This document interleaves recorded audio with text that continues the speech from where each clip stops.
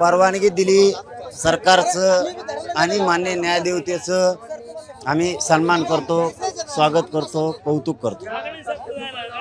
नियमात जे नियम आहेत त्या नियमात उपोषण होणार, आम्ही करू, आम्ही आडमुठे नाहीत, सगळ्या पालन करू।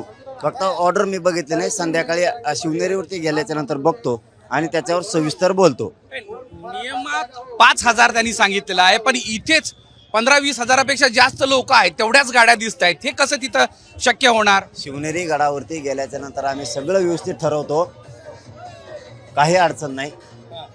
जोपर्यंत आरक्षण मिळत नाही तोपर्यंत मी आझाद मैदानाला बसणार, सगळ्या नियमाचं पालन करून। आता ऑर्डर बघतो आणि शिवनेरी गडावर गेल्यावरच्या नंतर सविस्तर सगळं आपल्याकडे आहे ही सध्या, कारण रेंज इतकी झालेली आहे की मोठी गर्दी असल्यामुळे रेंज नाहीये।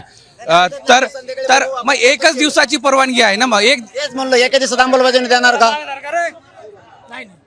तुम्ही जोवर अंमलबजावणी करत नाही तोवर मी बसणार, पण बाकीच्या नियमाचं सुद्धा सगळ्या पालन करणार।